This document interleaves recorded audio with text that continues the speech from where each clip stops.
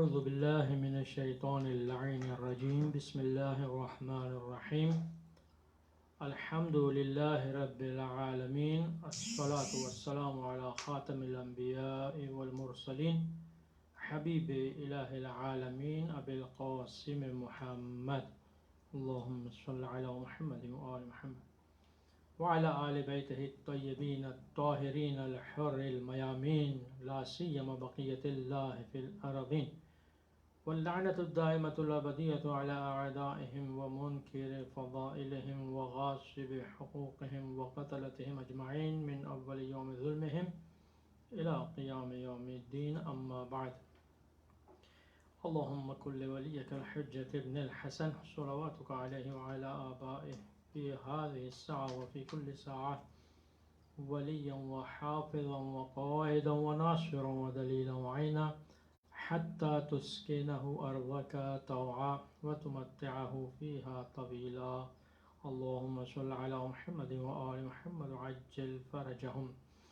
أعوذ بالله من الشيطان اللعين الرجيم بسم الله الرحمن الرحيم وما كان الله ليعذبهم وأنت فيهم صدق اللہ العلی العظیم. سورہ انفال کی 33 نمبر کی آیت 33 آیت سورہ انفال کی خدا متعال ارشاد فرما رہا ہے کہ جب تک تم اے رسول ان کے درمیان موجود ہو اللہ ان پر عذاب نہیں کرے گا. وما کان اللہ لیعذبہم وانت فیہم. چنانچہ امت مسلمہ پر جو عذاب نہیں ہو رہا ہے اور جو نہیں ہوا اس کی وجہ خود وجود مبارک محمد مصطفیٰ صلی اللہ علیہ وآلہ وسلم ہے. نص صریح قرآن. تو اسی سلسلے میں اس کی توضیح علماء نے مفسرین نے بیان کی. علامہ ابن حجر مکی اہل سنت کے عالم لکھتے ہیں کہ اشارہ سلام الی وجود ذالک المعنی فی اہل بیت. محمد مصطفیٰ صلی اللہ علیہ وآلہ وسلم نے اشارہ فرمایا کہ یہ معنی کہ امت کے اندر میں موجود ہوں یہ معنی میرے اہل بیت میں بھی جاری ہوتا ہے.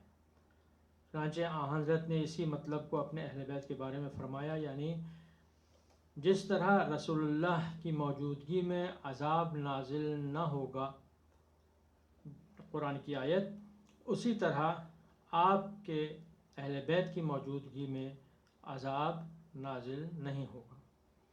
اور پھر اس کے بعد فرمایا انہم امان لأہل الارض کما کان ہوا امانا لہم، کہ یہ اہل بیت زمین کے لیے اہل زمین کے لیے امان اور پناہ ہے، جس طریقے سے میں زمین کے لیے اور اپنی امت کے لیے امان اور پناہ ہوں، اسی طریقے سے اہل بیت اہل زمین کے لیے امان ہے. فرمایا اس سلسلے میں یہ سوائق محرقہ کی روایت اسی سلسلے میں فرمایا کہ امن عالم کے لیے اہل بیت کا وجود ضروری ہے اور ان کی محبت بھی سب پر فرض ہے. انہا من فرائض الدین، دین کے فریضوں میں سے دین کے واجبات میں سے ایک واجب محبت اہل بیت علیہ السلام ہے. اور اسی سلسلے میں فرمایا کہ ان اہل بیت میں سے ایک ہستی آج بھی موجود ہے کہ جو آج کے زمانے کا امام ہے، امام مہدی عجل اللہ تعالی فرجہ شریف. یہ زندہ بھی ہیں، موجود بھی ہیں، اور اسی وجہ سے اس عہد حاضر میں اس زمانے میں اللہ کا عذاب نازل نہیں ہو رہا ہے. امت مسلمہ عذاب الہی سے معمون ہے، محفوظ ہے، اس لیے کہ ان کے اندر اہل بیت کی ایک فرد موجود ہے. چنانچہ ایک اور روایت میں فرمایا کہ جس طریقے سے اہل آسمان کے لیے ستارے امان اور پناہ ہیں، اسی طریقے سے میرے اہل بیت اہل زمین کے لیے امان اور پناہ ہیں۔ پس عذاب کا نازل نہ ہونا دلیل ہے کہ خود محمد مصطفیٰ صلی اللہ علیہ وآلہ وسلم یا ان کا کوئی جانشین آج بھی اس زمین پر موجود ہے، اور وہی ذات گرامی امام مہدی عجل اللہ تعالی فرجہ شریف ہیں، کہ جس کی وجہ سے یہ زمین آج بھی موجود ہے اور اپنا نظام تمام باقی ہے، اور جس نظام پر قائم ہے اسی نظام پر چل رہی ہے۔ ارشاد رب العزت ہو رہا ہے، یہ حدیث قدسی مشہور، لولاک لما خلقت الافلاک، اے حبیب اگر آپ نہ ہوتے تو یہ کچھ بھی کائنات میں خلق نہ کرتا۔ علماء بیان کرتے ہیں کہ افلاک سے مراد یہاں پر صرف آسمان نہیں ہے بلکہ کائنات اس سے مراد ہے، یعنی کائنات میں کچھ بھی میں خلق نہ کرتا۔ جس طریقے سے ہم حدیث قصہ میں سنتے ہیں کہ یہ جو زمین ہے، یہ آسمان ہے، یہ سورج چاند ستارے، تمام چیزیں جو موجود ہیں، یہ سب کی سب محبت محمد و آل محمد کی وجہ سے، اور ان ہستیوں کی جو احترام اور ان ہستیوں کی جو عظمت ہے اس کی وجہ سے اللہ نے اس عالم کو، اس کائنات کو خلق فرمایا۔ اب سوال یہ پیدا ہوتا ہے، یہ ذہن میں آ سکتا ہے کہ جب اگر صرف محمد مصطفیٰ صلی اللہ علیہ وآلہ وسلم کے لیے یہ کائنات ہوتی تو آپ کے وصال کے بعد اس کائنات کو لپیٹ دیا جانا چاہیے تھا، اس لیے کہ جب کوئی مہمان آتا ہے کسی دسترخوان پر بیٹھنے کے لیے، اور دسترخوان اس مہمان کے لیے ہی صرف بچھایا جاتا ہے، تو جب مہمان چلا جاتا ہے تو اس دسترخوان کو لپیٹ دیا جاتا ہے، اس دسترخوان کو سمیٹ دیا جاتا ہے، اس لیے کہ یہ دسترخوان میزبانی کے لیے لگایا گیا تھا اس مہمان کے۔ اب چونکہ مہمان روانہ ہو گیا ہے، اس لیے اب اس دسترخوان کی نہ ضرورت ہے اور نہ اس دسترخوان کو بچھا رہنے کا کوئی داعی اور کوئی سبب ہے، چنانچہ اس دسترخوان کو لپیٹ دینا چاہیے۔ لیکن تمام کائنات، تمام نظام، تمام چیزیں اسی طریقے سے چل رہی ہیں جس طریقے سے پہلے رسول خدا صلی اللہ علیہ وآلہ وسلم کے زمانے میں تھیں، ان کے وجود کے ساتھ تھیں، وہ آج بھی اسی طریقے سے چل رہی ہیں، جاری ہیں۔ تو اس کا مطلب یہ ہے کہ خود محمد مصطفیٰ صلی اللہ علیہ وآلہ وسلم کی ذات گرامی نہیں بھی ہو، ان کے جانشینوں میں سے اگر کوئی ان کا وصی، کوئی ان کا جانشین اس زمانے میں ان کی نیابت کر رہا ہے، تو اس وصی کی وجہ سے، اس نائب کی وجہ سے، اس قائم عجل اللہ تعالی فرجہ شریف کی وجہ سے یہ کائنات اسی طریقے سے باقی رہنی چاہیے اور باقی ہے۔ اس کا مطلب ہے یہ خود اس کائنات کو اس طریقے سے اپنے عام عادتاً جو فطرتاً چل رہی ہے، جس طرح چلتی چلی آ رہی ہے اسی طریقے سے چل رہی ہے۔ یہ خود دلیل ہے کہ آج محمد مصطفیٰ صلی اللہ علیہ وآلہ وسلم کے وصال کے بعد بھی آج بھی اس زمین پر ان کا ایک کوئی نائب، کوئی جانشین موجود ہے کہ جس کا احترام اللہ کی نظر میں وہی ہے کہ جو ذات گرامی ہے پیغمبر اکرم صلی اللہ علیہ وآلہ وسلم کا تھا۔ یہ بات یہاں تک ہم نے بیان کر دی، قرآن کی آیتیں آپ کے سامنے بیان کر دی۔ اپنے گفتگو میں یہ بات آپ لوگوں کو میں کہہ دوں کہ آج جو ہماری نشست ہے یہ 9ویں نشست ہے، اور کل جو 10ویں نشست ہوگی انشاءاللہ اس گفتگو کی آخری نشست ہوگی۔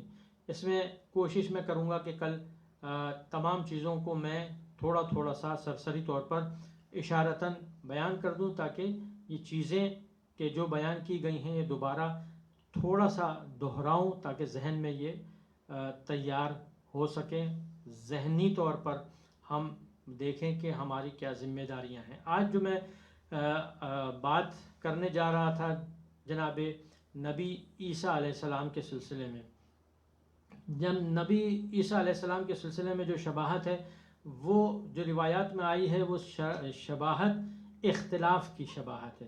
صرف لکھا ہے فی الاختلاف، یعنی اختلاف مختلف قسم کے جناب عیسیٰ کے سلسلے میں اختلاف ہوئے، اور لوگوں نے، امت نے، ان کے ماننے والوں ہی نے ان کے سلسلے میں، یہودیوں نے ان کے خلاف کام کیا، ان کی بات نہیں مان کے، اور پھر اس کا نتیجہ یہ ہوا کہ اللہ نے اپنے نبی کو، جناب عیسیٰ روح اللہ کو، اپنے آسمانوں پر واپس بلا لیا، رفع کر لیا، ان کو اوپر بلا لیا. چنانچہ ان لوگوں نے اپنی دانست میں، اپنے ذوم میں، ان لوگوں نے جناب عیسیٰ کو قتل کر دیا نعوذ باللہ. لیکن اللہ قرآن کریم میں فرماتا ہے کہ نہ ان کو قتل کیا، نہ ان کو پھانسی چڑھائی، بلکہ معاملہ ایسا شبہناک کر دیا اللہ نے اپنی قدرت سے، اس طریقے سے معاملہ کر دیا کہ وہ لوگ سمجھ ہی نہ سکے کہ جو اصل ان کا قاتل تھا، جو انہیں قتل کرنا چاہ رہا تھا، اسی کی شکل جناب عیسیٰ کی بنا دی، اور اسی کو لوگوں نے پکڑ کے پھانسی دے دی اور وہ مر گیا. وہ یہ سمجھے کہ عیسیٰ کو نعوذ باللہ ہم نے مار دیا. خیر، تو یہ بات تاریخی طور پر قرآن کریم کی تفاسیر میں اگر آپ اٹھا کے دیکھیں تو یہ ہمیں مل جاتی ہے. یہاں پر ایک اور روایت مجھے آج ملی ہے جس میں مفصل اس سلسلے میں، جناب عیسیٰ کے اختلاف کے سلسلے میں مجھے یہ روایت ملی. حالانکہ کسی اور سلسلے میں یہ روایت تھی، انشاءاللہ میں اس کو بھی آپ کے سامنے عرض کروں گا. جناب زرارہ جو مشہور راوی ہیں، انہوں نے چھٹے امام جعفر صادق علیہ السلام سے روایت کی ہے کہ ان للقائم غیبہ، کہ ہمارے قائم کے لیے غیبت ہے، قبل ان یقوم، ان کے قیام سے پہلے غیبت ہے. زرارہ کہتے ہیں کہ میں نے پوچھا کہ کیا وجہ ہے؟ فرمایا یخاف، سب سے پہلی وجہ جو آپ نے بتلائی قتل کا اور جان کا خوف. پھر اس کے بعد فرمایا وَهُوَ الْمُنْتَظِرُ، یہ منتظر ہیں جن کا انتظار کیا جا رہا ہے. وَهُوَ الَّذِي يَشُكُّ، اب یہاں سے وہ عبارت ہے کہ جو میں بتلانا چاہ رہا ہوں کہ جس طریقے سے جناب عیسیٰ کے سلسلے میں شک، قوم جو ہے وہ شک کا شکار ہوئی تھی، اسی طریقے سے امام زمانہ عجل اللہ تعالی فرجہ الشریف کے سلسلے میں قوم جو ہے وہ مختلف قسم کے اختلافات کا شکار ہے. وہ الذی، یعنی وہ منتظر وہ ہے کہ الذی یشک فی ولادتہ، کہ سب سے پہلا شک جو ہے لوگوں کو ان کی ولادت میں ہے. کچھ لوگ کہتے ہیں کہ پیدا ہو گئے، کچھ لوگ کہتے ہیں پیدا نہیں ہوئے. تو خود ہی امام نے اس کی تصریح فرمائی ہے. فمنہم من یقول مات ابوہ بلا خلف، اس میں سے پہلا جو گروہ ہے وہ یہ کہتا ہے کہ من یقول مات ابوہ، کہ ان کے والد کا انتقال ہو گیا جبکہ ان کی کوئی اولاد نہیں تھی، یعنی بغیر اولاد کے والد کا انتقال ہو گیا. یہ ایک گروہ. ومنہم من یقول حمل، اور دوسرا گروہ یہ کہتا ہے کہ نہیں، ان کی ولادت ہی نہیں ہوئی. تیسرا گروہ ومنہم من یقول غائب، تیسرا گروہ یہ کہتا ہے کہ نہیں، ان کی ولادت ہوئی لیکن اب وہ غائب ہیں.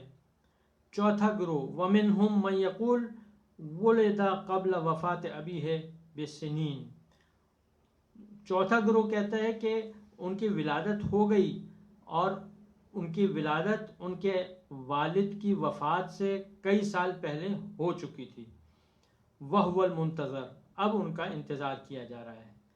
اور پھر اس کے بعد امام فرماتے ہیں کہ غیر ان اللہ یحب ان یمتحن قلوب الشیعہ فعند ذلک یرتاب المبتلون، اللہ کا کی پسند یہ ہے، اللہ یہ چاہتا ہے کہ شیعوں کے قلوب کو، شیعوں کے دلوں کو اس واقعے سے، اس اختلاف سے امتحان لے.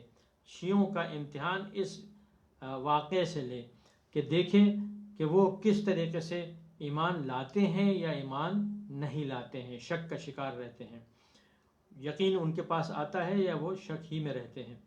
چنانچہ فرماتے ہیں کہ فعند ذالک، ایسی صورت میں کہ جب یہاں ہم نے 4 گروہ ذکر کیے، ان میں سے یرتاب المبتلون، جو باطل لوگ ہیں، جو گمراہ اور منحرف افراد ہیں، وہ گروہ جو ہے وہ شک اور شبہ کا شکار رہتا ہے۔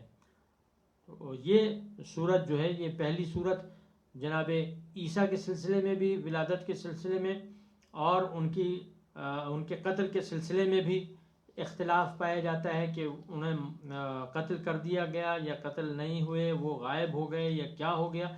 یہ تمام اختلافات جناب عیسیٰ کے سلسلے میں ہمیں ملتے ہیں۔ اب دیکھیے انہی روایات جو معصومین علیہ السلام کی روایات ہیں، ان میں سے ایک روایت ذکر کرنا چاہتا ہوں، منتظرین کا جو مقام ہے، جو رتبہ اور جو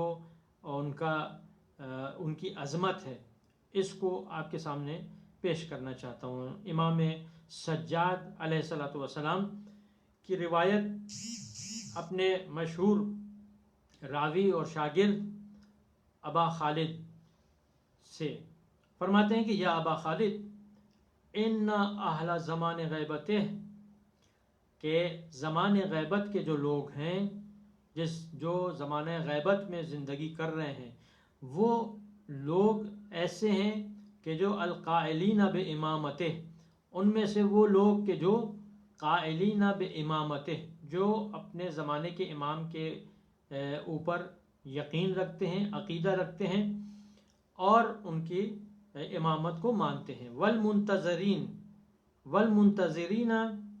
بظہورہ، اور منتظر ہیں ان کے ظہور کے لیے۔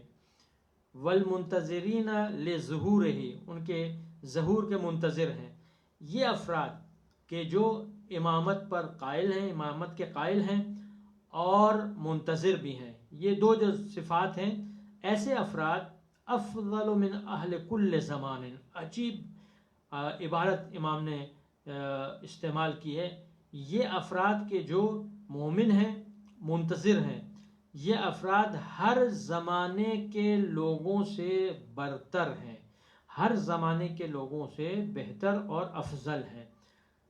کیوں افضل ہیں؟ لأن اللہ تبارک و تعالی اعطاہم من العقول والافہام والمعرفت ما صارت به الغیبت عندہم بمنزلت المشاہدہ، اس لیے کہ اللہ تبارک و تعالی نے انہیں ان کے عقل اور ان کے فہم اور ان کی معرفت کی وجہ سے وہ مقام عطا کیا کہ ما صارت به الغیبت، غیبت، کہ جس مقام کی وجہ سے غیبت ان کے نزدیک بمنزلہ مشاہدہ ہے، یعنی غیبت اس طرح سے ہے جیسے مشاہدہ ہے، اس طریقے سے جیسے وہ امام کو دیکھ رہے ہیں، امام سے ملاقات کر رہے ہیں، امام کو محسوس کر رہے ہیں۔ یہ مقام منتظر اور مومن کا مقام ہے کہ جو ہر زمانے کے لوگوں سے، ہر زمانے کے مومن سے، ہر زمانے کے جو صالحین ہیں ان سے افضل اور ان سے بہتر ہے، اس لیے کہ ان کا یقین اس قدر قوی ہے، ان کا ایمان اس قدر پختہ اور مستحکم ہے کہ اس یقین اور ایمان کی وجہ سے غیبت ان کے لیے مشاہدہ ہے۔ وہ غیبت میں بھی، امام کی غیبت میں بھی، امام کے نہ دیکھنے کے باوجود وہ ایسا محسوس کرتے ہیں کہ جیسے وہ امام کے ساتھ ہیں اور امام ان کے ساتھ ہیں۔ البتہ یہ الفاظ میں کہہ دینا بہت آسان ہے، لیکن اس کے عمق تک پہنچنا، اس کی گہرائی تک پہنچنا مشکل اور بہت تگ و دو اور جہاد کی بات ہے۔ ہمیں اپنے آپ کو اس طریقے سے تربیت دینی چاہیے، اپنے دل میں زمانے کے امام کی اجل اللہ تعالیٰ فرجہ شریف کی اس طریقے سے محبت پختہ اور اس کو اس طریقے سے اندر ہمارے آ جانی چاہیے کہ ہم محسوس کریں کہ ہمارے ساتھ امام ہیں اور ہم ہر بات، ہر مشکل حل، ہر مصیبت میں ہمیں اللہ کے ساتھ امام زمانہ کا توسل کرنا چاہیے۔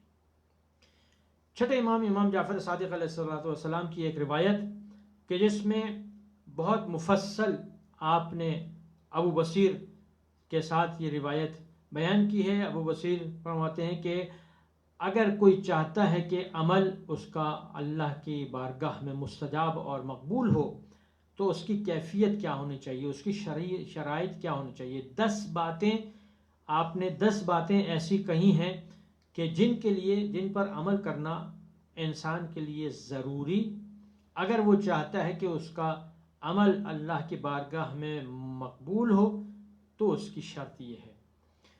فرمایا چھٹے امام نے الا اخبرکم بما لا يقبل اللہ عز وجل من العباد عملا الا به، کیا اے ابو بصیر کیا تمہیں خبر نہ دوں اس چیز کی کہ جس چیز کے بغیر اللہ عز وجل اپنے بندوں سے کوئی عمل جس کے بغیر قبول نہیں کرتا۔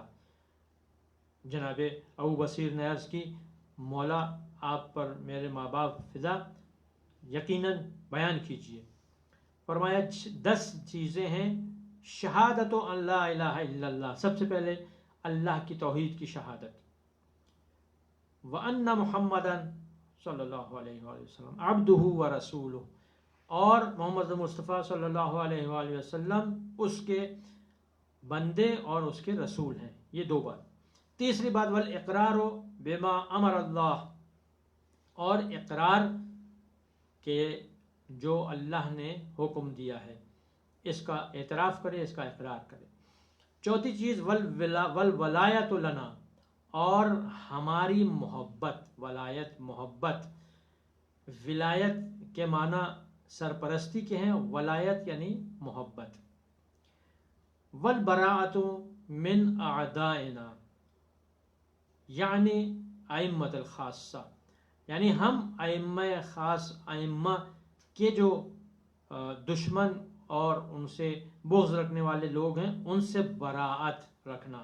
یہ 5ویں چیز کہ والولایت 4تھی چیز، والبراءت 5ویں چیز، والتسلیم لہم، بہت ہی اہم حدیث ہے، اس کو یقیناً ہمیں اپنے حافظے میں محفوظ رکھنا چاہیے۔ والتسلیم، و 6ٹھی چیز والتسلیم لہم، اور ان اہل بیت کے لیے تسلیم ہونا، کہ جس طریقے سے ہم کہتے ہیں ان اللہ و ملائکتہ یصلون علی النبی یا ایھا الذین آمنوا صلوا علیہ وسلموا تسلیما اللہم صل علی محمد و آل محمد۔ تو یہ جو آخری اس آیت کا آخری حصہ ہے وسلموا تسلیما، یعنی فقط ہم یہاں تک پہنچتے ہیں اور صلوات شروع ہو جاتی ہے، ہمیں معلوم نہیں کہ اس میں اور پیغام کیا ہے۔ ان اللہ و ملائکتہ یصلون علیہ، کہ اللہ اور ملائکہ اپنے نبی پر صلوات بھیجتا ہے، صلی اللہ علیہ محمد وسلموا تسلیما، اور پھر اس کے بعد حکم دیتا ہے اے ایمان والو تم بھی ان پر درود بھیجو اور سلموا تسلیما، ان کے سامنے اپنے آپ کو سرنگوں کر دو، اپنے آپ کو خاضع کر دو، اپنے آپ کو تسلیم کر دو، کوئی چوں چرا نہیں ہونا چاہیے۔ والتسلیم لہم، یہ 6ٹھی بات۔ والورع، یہ 7ویں، پرہیزگاری، تقوی۔ والاجتہاد، اور اسی سلسلے میں اجتہاد یعنی کوشش کریں، اس لیے کہ ورع اور تقوی اسی طریقے سے نہیں آ جاتا جس طریقے سے زبان سے ہم بولتے ہیں، بلکہ اس کے لیے بہت پریکٹس کرنی چاہیے، اس کے لیے بہت کوشش کرنی چاہیے، سعی و کوشش کرنی چاہیے۔ یہ 7ویں چیز۔ 8ویں چیز والطمانینۃ، اور طمانینہ، یعنی یہ تسلیم ہی کے ساتھ ہے۔ جب ہم نے تسلیم کر لیا، اہل بیت علیہ السلام کے سامنے خاضع ہو گئے، تو اب اس خضوع کے ساتھ ہمیں اطمینان بھی ہونا چاہیے، ہمیں یقین اور اطمینان ہونا چاہیے۔ ہمارا دل اگر کوئی وہ بات ایسی کرتے ہیں کہ جس سے دل ہمارا بے چین ہو جاتا ہے، تو یہ بے چینی ایمان کی علامت نہیں ہے، یہ بے چینی شک کی علامت ہے۔ تو ہمیں چاہیے کہ ہم اپنے دل میں اطمینان رکھیں کہ جو انہوں نے کہا ہے وہ یقیناً بہتر اور ہمارے حق میں ہے۔ والطمانینۃ، یہ 8ویں چیز۔ اور 9ویں چیز اور 10ویں چیز والانتظار للقائم، کہ چل اللہ تعالیٰ فرج۔ آخری چیز جو ہے وہ انتظار امام زمانہ عجل اللہ تعالی فرجہ شریف ہے کہ جہاں پر یہاں تسلیم، ورع، اجتہاد، طمانینہ اور انتظار، یہ 10ویں چیز ہے۔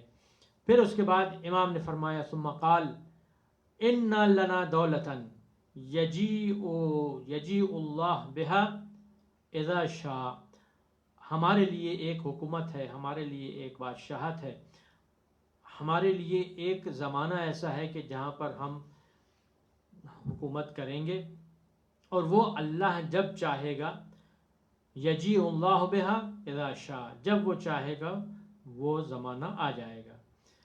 تو اس کے بعد فرمایا ثم قال، اس کے بعد فرمایا، چھٹے امام کی روایت ہے، ابو بصیر راوی ہیں، فرمایا کہ من سرہ ان یکون من اصحاب القائم، جو یہ خوشی محسوس کرتا ہے، جو خوش ہوتا ہے کہ وہ قائم کے اصحاب میں سے ہو اس کا شمار، تو اس کے لیے کیا ضروری ہے؟ فَلْيَنْتَظِرْ، سب سے پہلے وہ انتظار کرے، وَلْيَعْمَلْ بِالْوَرَعْ، اور دوسری چیز پرہیزگاری اور تقوی اختیار کرے، وَمَحَاسِنِ الْأَخْلَاقِ، اور بہترین اخلاق، مکارم اخلاق وہ اپنے اندر پیدا کرے۔ اگر یہ 3 چیزیں اس نے کر لیں وَهُوَ مُنتظر، تو ایسی صورت میں وہ منتظر ہے۔ فَإِن مَاتَ وَقَامَ الْقَائِمِ، اگر وہ مر گیا اور قائم آل محمد عجل اللہ تعالیٰ فرجہ شریف اس کے مرنے کے بعد قیام فرمایا، تو کان لہ من الاجر مثل اجر من ادرکہ، تو اس کا اجر اور اس کا ثواب وہی ہوگا کہ جس کا ثواب امام کے ساتھ جو ساتھی ہیں اور حمایت کرنے والے ہیں، جیسے ان کو ثواب مل رہا ہے، اسی طریقے سے یہ ثواب اس کو بھی ملے گا، جو سچی زندگی، بہترین ان کے راستے میں اس نے زندگی گزاری۔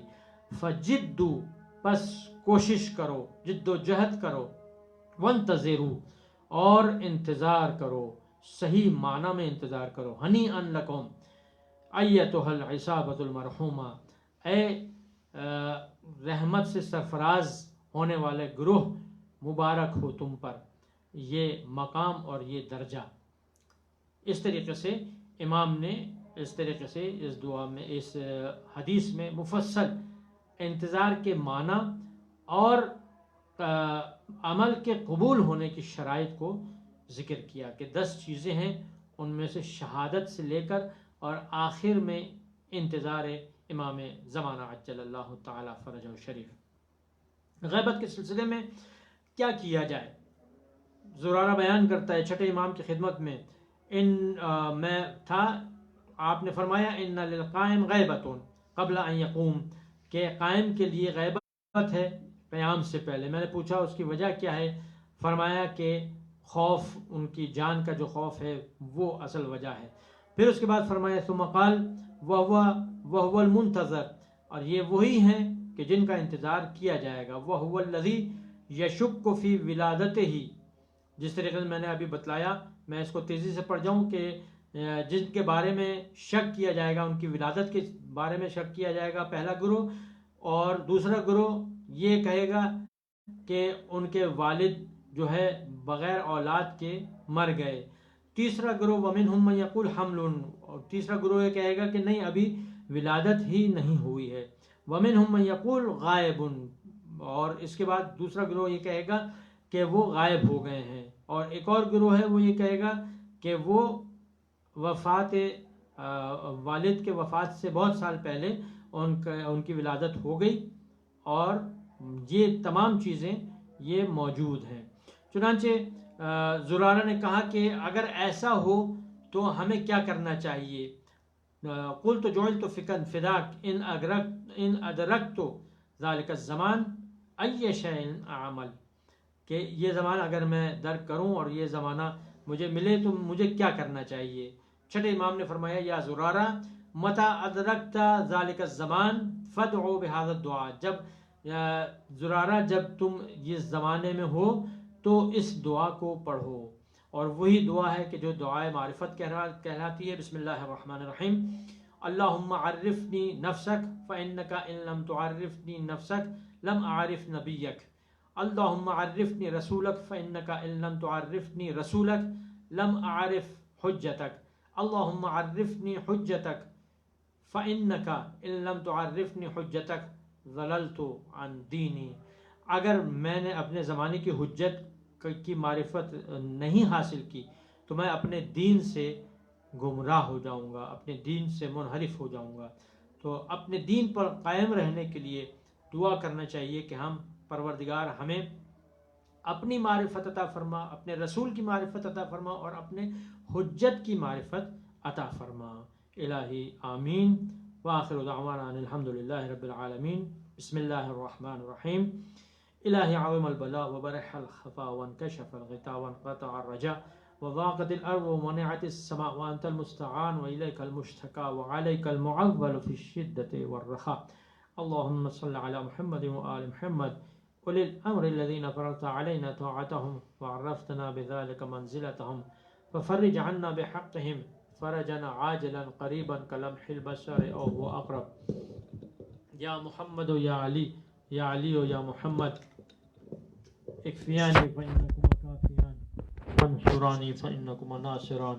يا مولانا يا صاحب الزمان الغاث الغاث الغاث أدركني أدركني أدركني الساعة الساعة الساعة العجل العجل العجل يا أرحم الراحمين بحق محمد وآله الطاهرين. اللهم صل